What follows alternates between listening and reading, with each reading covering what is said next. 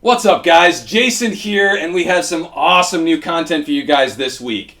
Obviously, Wood is sick. You know, he got all the way to Texas, and it figures he gets sick with the flu. So that sucks, but he's going to recover, and hopefully in a few days we'll be back at it, and he's going to produce some awesome new video content for you guys from Billy's house in Texas with the cab and a whole bunch of other stuff, including your ideas from last week. So that is coming, so stay tuned for that.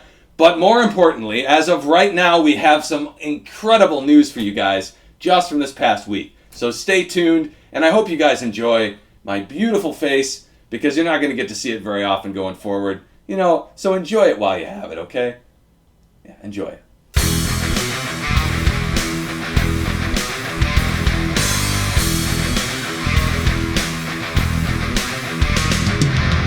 Alright guys, first things first, the 7.7 release came out on Tuesday, and it was the smoothest release we've had in a very long time, maybe even the smoothest release we've ever had, so do make sure you upgrade to 7.7 if you haven't already. A big thanks goes out to the beta testing team for catching all the things, because that's what really helps us put out a smooth release that works great for everybody with tons of new features and all that stuff. The beta testing team is so important. There is a link to the beta testing thread, actually the beta testing forum, in the description below. So if you're not a beta tester yet and you want to get into that team and start helping out, please click that link and join up. Now, for the new features in 7.7, if you haven't already seen them, what we did is we took two of the top voted items from the latest poll that everybody voted on, and we implemented them. And those two things are multiple versions for games and remembering separate views for each platform in Big Box. Both of those features are huge and immensely useful, so do check those out if you haven't seen them yet. Specifically the multiple versions thing, a lot of work went into that, and now you can use multiple versions in a single game. So if you have several different ROM files from different regions, or prototypes versus the official releases, or any of that kind of stuff, translations, that can all be combined into a single game. Also, Brad has a tutorial that he put out on Friday, so if you do need help with that stuff, check out the link to the latest tutorial in the description. And there are a ton more changes and improvements in the latest release, so check out the details. They are available in the new changelog webpage that we created earlier this week, so check that out below. And I hope you guys enjoy the 7.7 release. But development is already heavily underway for 7.8, and what we've chosen to tackle first is another top voted item from the poll, and that is playlists. Now, when I say playlists, it doesn't sound that huge, but trust me, this is going to be huge. I can't believe I just did that. Anyways, like I said, they're already available in the latest beta, and basically you can right-click on games in LaunchBox and add them to playlists. You can arrange by playlists in the sidebar. You can include certain playlists next to your platforms even, and that also includes Big Box as well. Now, playlists have the same images and videos features that platforms do, so you get all kinds of the pretties and everything that you previously had with platforms, you also get automatically with playlists.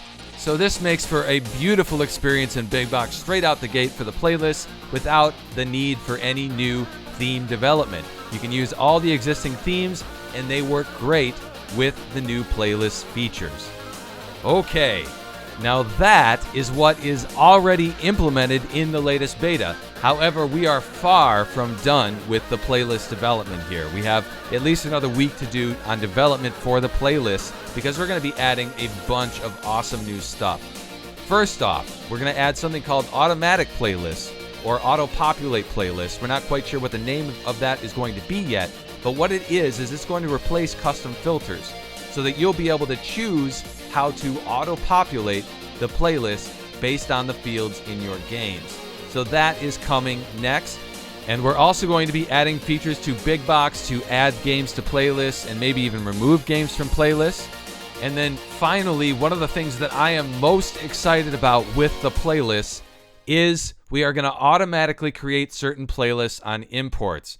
For example, for the arcade platform, we have Capcom Classics and Namco Classics and all that stuff that everybody is used to, especially people coming from Hyperspin, are used to having those types of separate platforms, but they're not platforms, and it doesn't make sense to call them platforms. So instead what we're doing this properly, and we're creating these playlists that can be shared easily between collections, between friends, anything online, on the forums, and you'll be able to download these certain collections and playlists.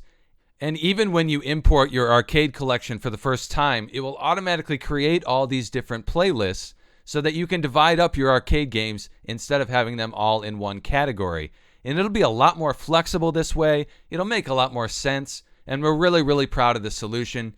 You know, a lot of people have put a lot of thought into this solution, and we've had several forum posts discussing this over time, and I'm really, really happy with this final solution that we're coming up with here, because it really does solve a number of issues, and it does so better than any other front end. This is new ground here, guys, having playlists that are easily shared, that cover multiple platforms, that are completely flexible, that you can customize however you want, and yet having them be automatic and all this stuff. This is really all new ground, as far as I know anyways, when it comes to front ends.